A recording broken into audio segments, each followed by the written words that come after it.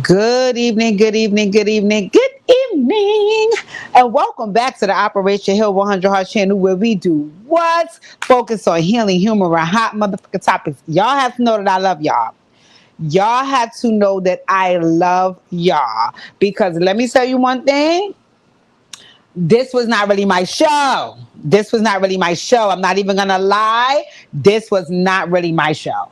So when everybody was talking about Reasonable Doubt coming back from the YouTubers that I watched to my friends, I'm like, I mean, I guess. But then I started hearing that Tommy was going to be on it and Cash Doll was going to be on it. So I'm like, listen, I'm going to give this a try. So here we go. We're going to recap Reasonable Doubt Season 3, and this is Episode 1. Ladies and gentlemen, please do not forget to hit the thumbs up on the video. Hit the thumbs up on the video. As soon as you walk into the room, hit the thumbs up on the video, and we're going to get this recap started. First, before we do, this show is on Hulu. This show is on Hulu. So if you're looking for where to watch it, it's on Hulu, right?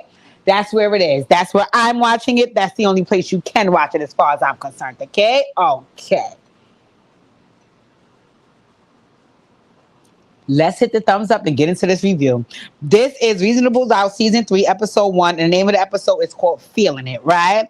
You guys go back and watch the other two seasons because I'm not giving no recap on those other two seasons. I'm sorry. I'm starting from Season 3 where we are. The episode starts off with Jax and she is knocking on the door. The door looks like it's in her house. And she's knocking on the door. She's like, can I come in? And the person don't answer. And then she just going. But whatever Jax see, it must be a horrific scene because then she runs to the bed and she's crying. She's like, somebody help me. Somebody help me. And it looked like her husband comes in to help her. And then it says, 6 months earlier, right? So, anywho, you see my girl 6 months earlier. You see her getting up out the bed, her alarm go off, and she doing her morning routine. One thing I like about Jack, she's physically fit. She's physically fit, and that's one of the traits that they said of a successful person is that they take care of their health and they are physically fit. So she there doing her morning jog like she's always done in every other season, right? Getting herself together, getting in the shower, sexing in the shower, yada yada yada with her husband Lewis, and then she start getting ready for work, right? I love the fact that Jax and Lewis have rekindled their romance because the other two seasons, I thought they wasn't gonna make it. I'm not gonna lie, I thought they were not gonna make it. So to see Jax and Lewis humping and bumping down in the shower like that, I enjoyed that. I said, okay, they rekindling their romance, they getting things back, right? And also it just goes to show us a testament to the fact that marriages and relationships can survive tough times. So I was happy to see them getting over their bumps in the road, right? So then Drax gets dressed and she go downstairs. Lewis is already down there and her daughter Naima is down there. And she meets them in the kitchen after she gets dressed. Jax, come here. Come here for a second. Come here. Come here. Let me check you early because this is why I couldn't really get into you the last time. Jax, what we gonna do about this here? Right? What we gonna do about this here, sis? Because Cash Doll is on the show, and Cash Doll, home girl, she gets busy. She will whip and stomp you when it comes to that head. Y'all get Cash Doll's girl on the set. She needs to get that's another check for her. Y'all get her on the set because if Jack's hair is going to look like this season, I'm not gonna participate. Come on. She's a beautiful girl. Her drip looks good so far. I don't want to see that hair looking like that. But okay, girl, this is only episode 1. Anywho, her and Lewis still being frisky, talk about their little shower escapades, kissing and all of that. And the daughter Naima was like, oh God, I wish I was away in boys' school with my brother. She is mortified by her parents, public display of affection. She's like, I don't want to see this. So she leaves out the door, right? So they were saying to each other, they was like, if you notice that Naima been a little stink lately, she's like, yeah, I thought it was only me. I want to put a pin in that. Because if they both noticing there's some change in the attitude and the energy and the behaviors, that's something to be mindful of when you're raising a teenager. And also it made me think about who the fuck room did she rush into and say, help me, please, because the son is away at school. So maybe Naima gonna be on some bullshit this season, and we're gonna figure that out as the time goes on. Because like they said, the energy, the attitude, and the behaviors is already changing. Pay attention, Jax. Pay attention. Okay, girl. Okay. So, hold on, y'all. So then they head out because they're going to a hearing with Tony, right? So, let's get into Tony. I'm going to give y'all a little background story on Tony because I was mortified, but it is what it is. Tony, give me 1 second because Tony got a whole background. Tony has a whole background.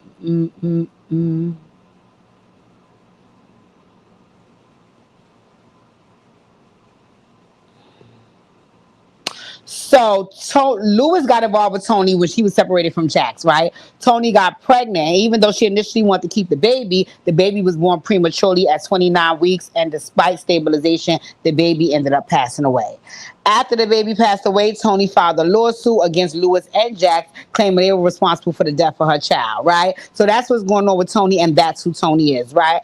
Child, at the hearing, Jax is presiding over the case. Won't even let the lawyer do his fucking job. He can't get a word in edgewise. He was looking at Tony. I mean, like Jax, like, girl, come on. You supposed to be trying to chill and be the client, not the attorney, right? Because you know that's what she doing in her real life.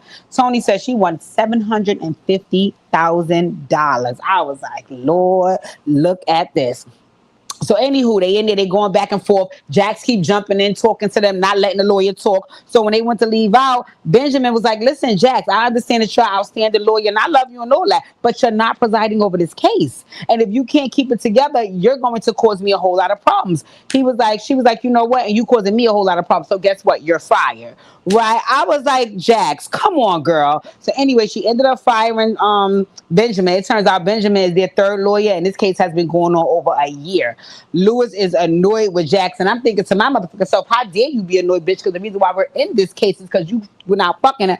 Never mind, I ain't even gonna go there. So they go downstairs. He's trying to tell her, like, listen, you gotta relax, you gotta chill. You can't be doing all of this. Like, you gotta let the lawyer work. You can't be firing our lawyers left and right. She was like, listen, he's full of shit. I'm over this bitch and I'm over this whole situation, right? So Lewis was like, okay, whatever, girl. He went and got his car. They got good rides on this show. That's one thing I do like. They got good rides on the show. So then as she's waiting to walk off, she sees him getting aggravated. She's getting released. She gets a notification on her phone that Corey Cash, that's Morris Chestnut, he's winning the Black Excellent Award from the Outstanding Black Professionals Association for the case of her friend Chanel Tucker.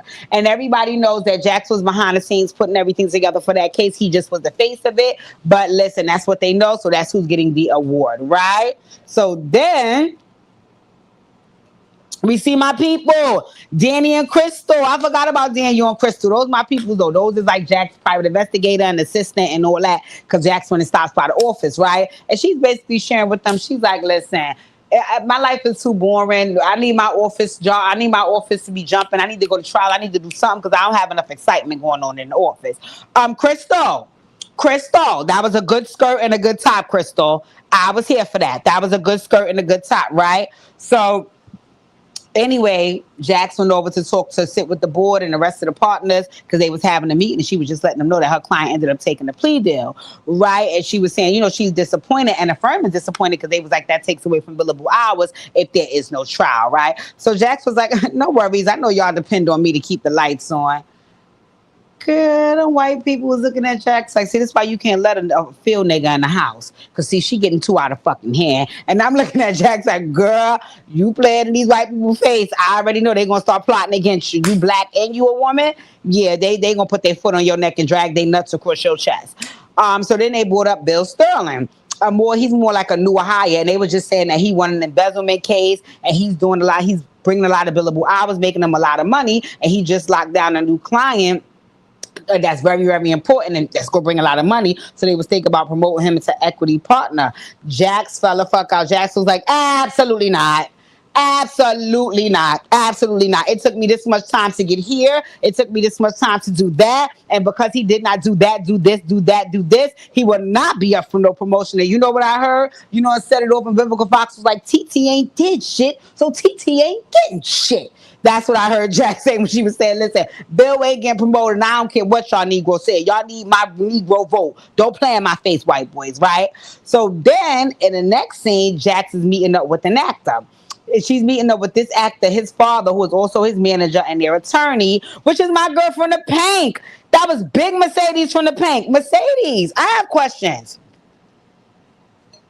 Mercedes, I think you got to go and get your fucking veneers filed down or something, because something about your mouth, I'm not clear. And Girl, I wasn't here for that, right? So basically, the actor, his name is Ozzy. He's trying to take his career from childhood star to legitimate adult star, right? And according to them, there's some stylists that he used to deal with, and that he's not dealing with her no more, and they don't want no BS from her. While he's trying to be on his road to stardom to becoming the next Will Smith, right? So Jax was like, okay, well, did you get her to sign an NDA? So they was like, they tried to, but she refused.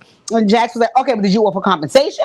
Because that would be more of an incentive for her to want to sign an NDA if some bread come along with it, right? So the Papa Bear was like, absolutely not. And keep in mind, Papa Bear is the father and the manager. So he was like, absolutely not. We ain't giving up no money. That's extortion. Jack said, like hell it is. Like hell it is. You want the hoe to be quiet or not, right? You want this thing to drag out or not. You have to do what you have to do, right? So Ozzy was letting the man, the lawyer, and the father speak for him. He was just sitting there quiet. But at that point, he finally spoke up and he was like, listen, let me just get through tomorrow and then I'll think about the NDA. Now, I didn't know what the fuck tomorrow was. Hey, Stephanie, girl, my nosy neighbor.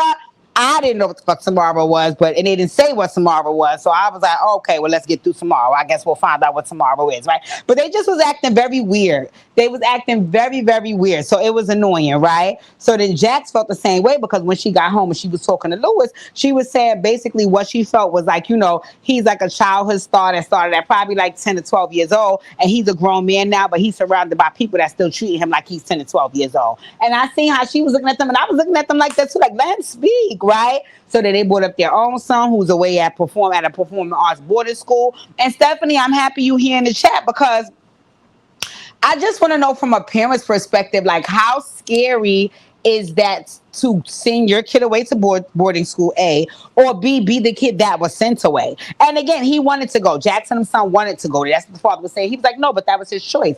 But again, just, oh my God, just letting your child just be out there like that, that's crazy. So anywho, and Stephanie, you probably could speak to that experience if you feel comfortable in the chat, right? So then,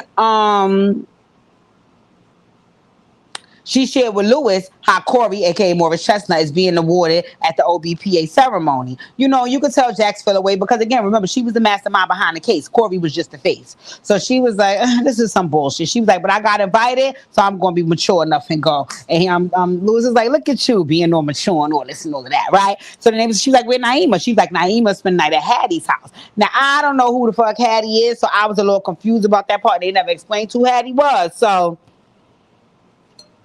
I left that alone, right? So then Lewis was like, well, at least Tony didn't tell her about the baby, and Jax lost it. She was like, how come you only always got like good shit to say about this raggedy ass bitch? She ruining our fucking life. She terrorizing us. She's suing us. Like, what's up with you, right?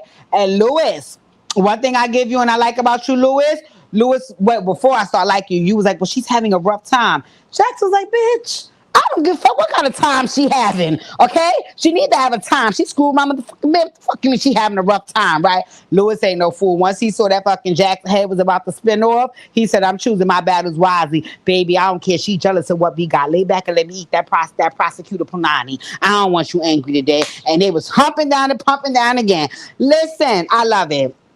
I love it. I love it because it's amazing how much sex you will have when you are happy in your relationship. When you are happy in your relationship, you will hump and dump and pump. You find your partner so irresistible because, again, they making you feel good. That's a beautiful thing, right? So in the next scene, you see Jack. She actually going to the ceremony for the OBPA with Corey going to get the award for whatever. Jax, come here. Come here, Jax. That bun that you had, that was you, Jax. That was you. Stay there. Stay there, Jax. Stay in that lane. Because you know why, Jax? You are naturally pretty. You have beautiful cheekbones, almond-shaped eyes, a very beautiful face. So that bun that pulled everything back where we can really see your features, Jax, you look good. You look good. You look good. But I want to tell you one thing, Jax, that I kind of was peeking at you about because you going to a award ceremony with another nigga. His hoe ain't here. Your man ain't here. You ain't got no bra on. Your nipples is hard. Your areolas was showing. That wasn't professional, Jax, but I got where you was going with it. So, okay, girl. Okay, you look the fuck good. Morris! Morris, you better go the fuck off, Morris. You better go off, Morris. Morris, you better go off. You better go off. You know how sometimes you see people and they just don't age well. Morris is aging well. Morris, the soup. Morris, I was here. I was here for everything Morris was representing. And you know what I like about Morris? Morris is he don't play like these weird characters, and he always play a stand up nigga. So I was here for Morris. Morris was looking smooth. Okay, Stephanie said in the chat about going away to boarding school, you have to always be in touch with your kid and their dorm parent. You can still be a helicopter parent even when your child's in boarding school. Yes, I could imagine that's so freaking scary. So yes, Morris. You ate the boys up. You ate the boys up. I'm gonna tell you why you ate the boys up, Morris. Because I think Morris, you got to be like over 50. But Morris, you ate the boys up. You ate the boys up, Morris. You looked good. You looked smooth. You aging well. You said you don't cheat on your wife, and you never did. Y'all got 100 years, Morris. I was here for you. I was here for Morris, right? And the suit. I liked it. I was here for Morris and to get up, right? So anyway, they went upstairs to catch up, and he was telling her, he loving his life in Chicago. His romantic relationship is flourishing. He just bought a house. He's working on the big case. Life is good. Morris! I can say something, Morris? I can say one thing that I was kind of peeking at, Morris. This is the only thing I was peeking at. Morris, you here to get a big award. Morris, where's your woman? And you invited somebody else woman. And she invited her husband. I ain't really care for that twin. And she ain't had no bra on. And her nipples was hard. I was confused. But once again, they kept it professional, so I was here for that. Okay. Good. Right? So, anywho, Jax went out to the bar. So when she went out, hold on, y'all. When she went out to the bar, coincidentally, she ran into Ozzy, right? Oh, no, wait. I missed something. Yeah, it went to catch up. Oh no, Ozzy coincidentally was being honored that night. So that's why he said wait till tomorrow. See, we didn't know why before. So he walks up on the scene. So he's like, oh shit. Hey, how you doing, Ozzy? My name is Morris. Hey, Olinda girl, my nosy neighbor. Ozzy, you could give a Michael Ealy tease. You could give his nephew. You could give Michael Ealy nephew tease. I see that in a little bit in you, Ozzy, right? So anywho, he shows up with this white girl, right? Why he acting like he didn't even know Jax? He was like, oh, this is, I'm so-and-so. And he was like, nice to meet you. She was looking like, wait, what? But then she went along with the flow. She was like, okay, nice to meet you too. But she giving the white girl a once over, like, okay, who this? So the white girl saw the once over. The white girl was like, let me introduce myself. Hi, I'm Ozzy's girlfriend and stylist. Yes, that's me. How are you? Dress is feminine. Areolas is showing. Nipples is poking. Morris, you ate the boys up. I'm here for it. So now Jack's looking because she's like, wait a minute, the white girl, the styles, is this the girl? We gonna see what's going on, right? So after the ceremony, Jax is at the bar chilling, and guess who miraculously, mysteriously, coincidentally shows up at the bar, right? So Jax is like, my nigga, slide up, pull up. Why? You act like you ain't never seen me in a day in your life earlier when I seen you with your snow bunny. So he was like, listen. I figured it's better to pretend than to explain. I said, I know that's the fuck right. I got to use that. I guess it's better to pretend than to explain. Fuck all that. Because I was like, man, what? It's better than who than to where? But I guess he said, I ain't got to explain nothing to you, right? So she said, well, I'm going to tell you what, bro. I know what I think is going on. She said, and this is how this going to go. I'm going to give you a synopsis of what I think is going on. And if I'm wrong, I'm going to take a shot. But if I'm right, my nigga, you going to take a shot and you get to pick the shot. Ozzy was like, not a problem, bro. Let me get a shot of peanut butter whiskey. I peeked around this peanut butter whiskey. Okay, Ozzy. So Jax broke it down so motherfucking smooth. She said, I'm going to tell you what. Your father and your agent don't want you, Wendy, but they're not opposed to you having a woman on your arm because a new role in a new movie guarantees money, but not necessarily success. But a new relationship, that's visibility, increased followers. I mean, hell, some people even win Super Bowls off of it, but they don't want your newfound and loyal black female audience to hop on Google and get their hearts broken when they see you posted up with white ass Wendy. So if you're not going to level up with a Sabrina Elba type, then that non-black woman on that red carpet next to you needs to be an ambiguously ethnic, undeniably bad bitch. But Wendy, the stylist, an unoriginal woman 10 years your senior, she ain't it, bro. And you flaunt her around here is like a big ass fuck you to your father, your team, and the system. I said, pussy God.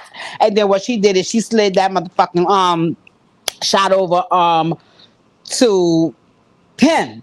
And he slid that motherfucker shot back. He said, absolutely not. She said, ain't no way I'm wrong. She said, you are. You are. He said, you wrong about the last part because that's my motherfucking woman and I'm in love with that white hoe. I said, pussy, that. So Jax basically told him, she said, well, listen, if that's the case, then you need to start making your own decisions. And he basically was like, well, I really can't because everybody depends on me. She said, yes, and that's the motherfucking problem. She said, so it's either this or that. It's either Wendy is a BS ass bullshit ass snow bunny ass fake ass bitch, and you gonna get her to sign an NDA and keep it pushing, or that's your girl, that's your world. You in love, and you got to tell Papa Bear management to move the fuck around. But either way, you got to make a choice and grow up and be a man. She said, in the meantime, baby, here's my card. Because if things get messy, you going on to give me a call. Billable hours, billable motherfucking hours. I said, right, Jax, right?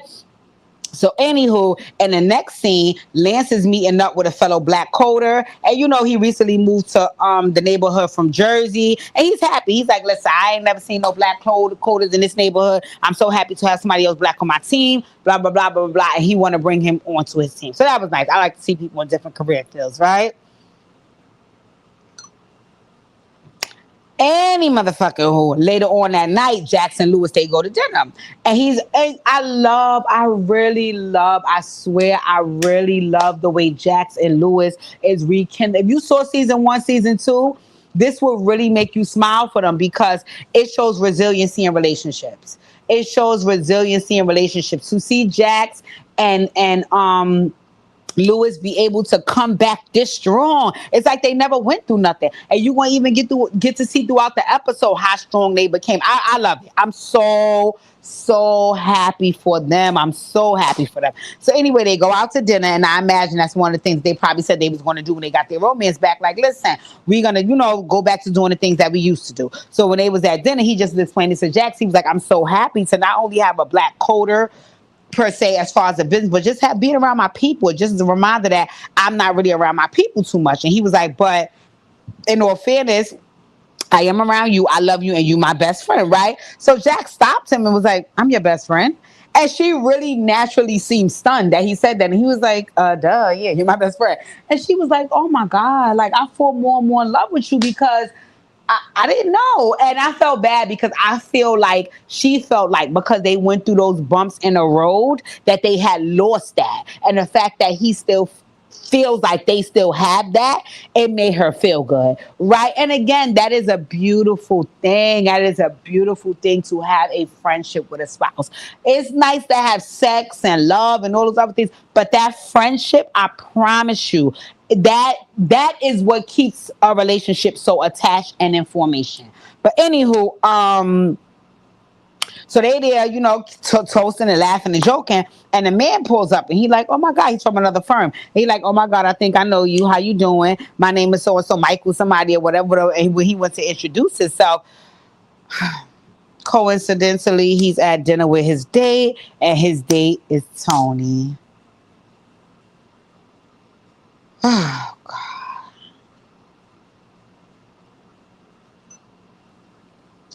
When I saw Tony come from behind him, I want to grab the back of my neck. Like, I just wanted to be like, oh, God. Like, soon as she came from behind her, you know what she said? They killed my baby. Here we go again.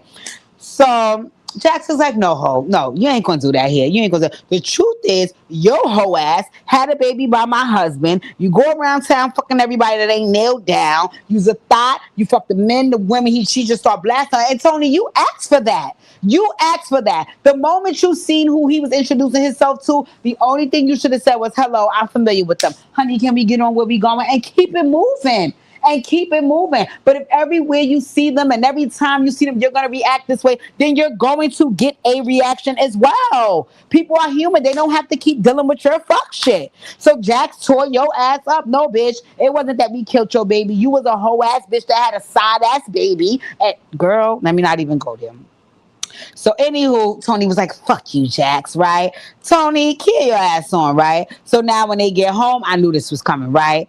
Lewis' whole standpoint, and I've dated guys like this that always want you to be the bigger person. I expect more from you. And then, Lewis, come here. Come here, Lewis. Come here.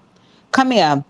come here. Lewis, you skinnier fucking version of Two Chains and you younger fucking version of Snoop Dogg. Let me let your ass know fucking something. I wouldn't have to be the bigger motherfucking person if you'd have never stuck your dick in this bitch. So don't ask me to do a motherfucking thing because we would never be here if it wasn't for you. So don't act like you got no expectations of me because of your fuck up, because I could have some expectations of you for fucking up. So don't do me like that. Don't do me like that. But see, one thing about it, Jax, girl, I would have been cursing the people the fuck out. I would have been cursing him the fuck out, right?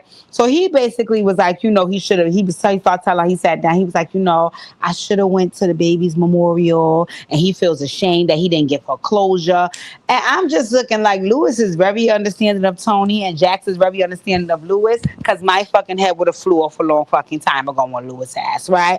Right. But what I did like in those moments, and it also let me know why their marriage is back working, and it also was a teachable moment for myself, is because in those moments, instead of Jack's head flying off, she took those moments to be vulnerable, and she was expressing her fears, and she was saying, I just feel like she's gonna come between us again, and I'm scared. And I love the fact that she could be vulnerable like that with her husband, but I also felt like she could be that because he's so truthful and honest. And not only that, he honored her feelings in those moments. He honored her feelings in those moments, right? So when he saw that she was willing to be vulnerable and really share what he felt, he was like, "No, I feel you." He was like, "I hear you and I understand you." And he said, "You are my wife, and only God is above that. I made my choice, and it is you."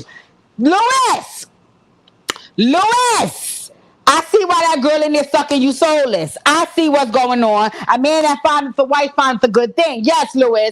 Yes, Louis, you did the right thing. You did the right thing. And Jax did the right thing too. She did the right thing too. Instead of her head flying off and getting to her feelings, she just transparently explained to her husband, I'm afraid. I am afraid. I am afraid. And he wanted to protect her because he didn't want her to be afraid. That's why he reassured her, "Baby, you don't got nothing to be scared of. It's me and it's you." Louis! I was here for you, Louis. I was here for the fuck you, right? So, anywho, back at the firm, they called Bill and to let him know that Jax had shut that partnership conversation the fuck down. Girl, guess who the fuck Bill is? Y'all know it's Tommy. Y'all know it's Big Tom. Y'all know it's Big Tommy. I was like, "Hey, Tommy." I knew he was going to be on the season, but I didn't know they were going to introduce him so early. But I should have known because his name was in the credits. So he got main character energy. Right, Tommy. Right, Tommy. Big main character energy. And it's crazy. I remember Tommy played a pregnant man on Grey's Anatomy. Look how God would, and he was like an extra. Look how God would catapult his career. Come on, God. So I'm proud of Tommy. Tommy got big main character energy. So Tommy said, "Now wait, now we putting partner conversation on hold. Can we negotiate this thing?" The partner was like, "Tommy," and next thing you know, they closed the door. So we don't know what Tommy and the partners talked about, but I guarantee you, whatever they talked about was something to sabotage my girl Jax. Let's put a pin in that, right? So in the next scene, Ozzy pulls up on his parents, right? I know that mother. I think Ozzy mother was on Bel Air. I know that mother. I know that mother. Ozzy mother, Rosie. Rosie, you my girl, Rose, because Rose was not playing, right? So anyway, he pulled up to let them know. He was like, "Listen, I ain't giving my Karen no NDAs and no ultimatums. That's my word. That's my girl. What the fuck y'all gonna do?" Rosie got hold on, y'all. Rosie got up. She told the father, "Sal, give me and this boy a minute. Give me and this boy a minute." She said, "What the fuck is wrong with you, boy? You know what me and your father have sacrificed to get the way you are, get you the way you are? Are you fucking crazy?" He said, "Yes, ma, I do. And because I don't want y'all to have to make any more sacrifices, I'm firing you and that punk ass nigga as my management. And y'all can scratch that motherfucking new movie deal y'all been yapping about because I'm done with that shit. We don't like the script." Rosie said, "Who the fuck is we?" She said, "That Cradle Robin Kruger you screwing? She going to manage you now?" He said, "No, she's going to marry me." He said, she's sucking me bone dry. Let me put her in whips and chains. I'm getting my reparations, ma. I love her. You've been emasculating me and dad long enough." She said, "Nigga, what?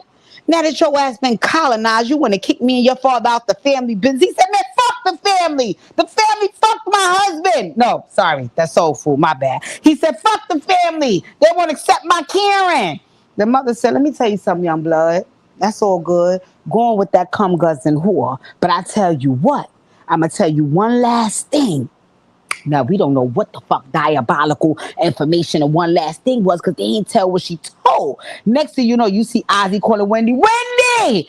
Get the fuck in here, ho. Get in here. What the fuck is my parents talking about? You're always gonna believe them. You're against me, Ozzy. You don't want the best for me. I and my family never owned slaves. What are you talking about? But she never confirmed or denied what the family said. She just kept saying the family is trying to turn. No, don't laugh, Olinda. She just kept saying the family is trying to turn you against me. And my point was, even if they was or wasn't, what the fuck did you do? They never got to the bottom of that. This Ozzy was like, get over here, ho.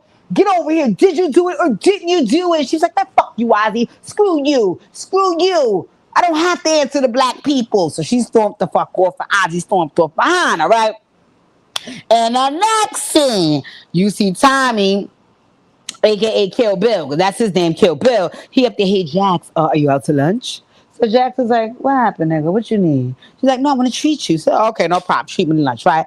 So basically, Kill Bill got to lunch and was like, what's up? What's your deal? Why you hating on me being partner? What you got against me? Let's run this shit right here because I'm trying to do what I got to do and move around your black ass, right? So James like, ain't no way moving around me, my nigga. You think you gonna come in here and just become master off the rip? Absolutely not. You have to earn master title. In the meantime, in between time, you got to prove your motherfucking self. So he was like, oh shit. I see how this black bitch coming. She got a little bit of rankings. So I know what I gotta do. You know what the fuck he said? Do you have children, Ajax? Yeah, me too. Look at my black wife. I met her on Black Planet. I live in a black neighborhood. I love black. Black is my favorite color. Tell her all this fucking shit to soup fucking dumbass Jax up. After that, shit like, oh my God, I didn't know your wife is black. Oh my goodness, I didn't know you had these many kids. Oh, you're great. Let's just have lunch. Well, I'll consider it. Consider what, ho? Another massa? Absolutely not, right? So in the next scene, Jackson Lewis, they meeting up with Tony's attorney. Now, miraculously, remember, Jackson fired their attorney, and Tony ain't come to this part. Because Tony got cursed the fuck out at the dinner and told she was a fucking whore that screwed this lady husband, right? So I guess she said, I don't ever want to see you again, ho. She sends her attorney. Once I saw she only sent the attorney, I knew this was going to be some fuck shit, right? So Tony, the attorney was like, no, we're very happy that you're willing to settle for the terms of the agreement, yada, yada, but the terms of the settlement has changed. So Jack's like, what it changed to, ho? She said it changed to this heifer don't want $750,000 no more. She want 1.5 million. She want a removal of the non-disparagement and she want a confidentiality clause in the agreement because she don't feel safe because Jax recently intimidated her when she was out on a date. You see what these hoes do? You see what these hoes do? You came to my motherfucking table trying to antagonize me, telling me I killed your motherfucking baby. And then when I retaliate, I'm making you upset. Tony, your ass ain't nothing but a Karen as well. But you see, that's what you get, Lewis. That's what you get. Because you took your fucking Snoop Dogg young face, 2 Chainz cousin face, looking ass over there and screwed a hoe. And now look how it's tearing y'all life apart. But you got to let these niggas do what they do. So, anywho, Jackson's like, absolutely not. Absolutely not. Attorney to attorney. How we gonna get this shit to go away? And the attorney closed the book. She was like, on some real shit, you dealing with a wounded and an angry woman. She needs closure. She needs closure. And it was crazy because remember, Lewis had said that. Lewis had said that. But see, Lewis, girl, let me shut up. So, anywho, Lewis was like, how about, listen, I'm gonna agree to have a conversation with her. Jax was like, okay, girl, okay. So the next girl we see, and the next thing we see, Cash Dog. Okay, Cash. We finally see Cash. So apparently, Cash is a friend of Wendy's, and Wendy is missing. Wendy is missing. Ever since she stormed off from Ozzy, we ain't seen her, and apparently nobody has seen her either. So Cash Doll is at the police station reporting her missing. So now she like, listen, I'm gonna tell you who a man is. Y'all know he famous and he black. Y'all go get him because he done hung my white girl home girl, right? So then the cops call Ozzy and come on in, baby. Come on in, because we know you pulled the OJ, and we gonna clarify this shit right here, right now. So they start asking him questions. What did you do? Where'd you see her? Why'd you grab her? What's the problem? And he like, listen, you know what? At the end of the day, my homegirl gave me her card. Let me call Jax up because y'all playing in my motherfucking face, right? So he called Jax up. Jax come to the house. When she gets to the house, Corey is there, a.k.a. Barbara Chestnut. She's like, what the fuck are you doing here? So he like, listen, I called black man to black man. I called him first. He answered, then I called you. She was like, okay, but what happened? What's the dealio, right? So then Jax started questioning him too. Your girl is missing and you don't even look for her?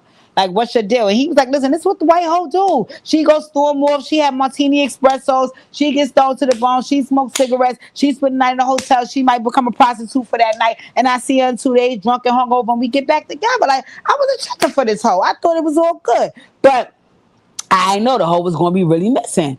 So she was like, well, yeah, the hoe was really missing, and your ass is under fire because you the last motherfucker that seen it, and you black. So they gonna blame you for this. You killed Karen, and you gonna be on the news. So you let me know how you want this to go. He was like, well, how I want it to go is I want to retain you as counsel. Okay, got it. She said, now that I'm retained, sit your raggedy ass down and don't make a motherfucking move. I got it from here, right? So then Jack, the next scene, she goes to the office because now she getting on her P's and her Q's. She on her Olivia Pope shit. Jax, that black and white suit, ate that. Ate that. Ate that. Ate that. You look good. We just working on it here. Ate that, Jax. Ate that, right?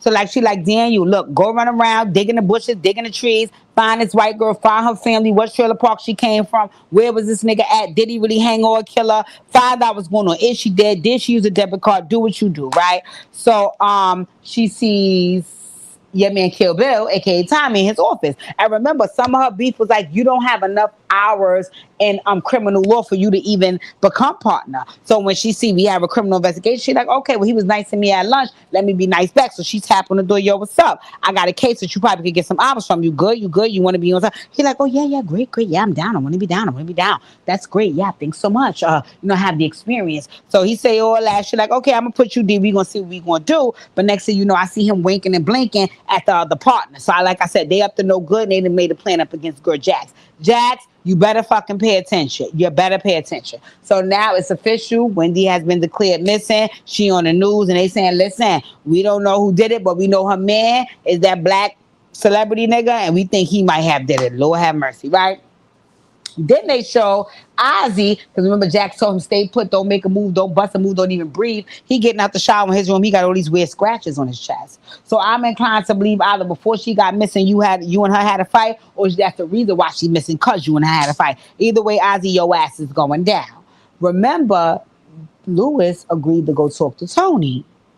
He goes to talk to Tony. Jack's coming that night. You know what I don't understand about couples, and I never did this, right? So I don't understand how people do. I didn't know couples go the whole day without speaking to each other. So at the nighttime, you say, oh, what happened with your day?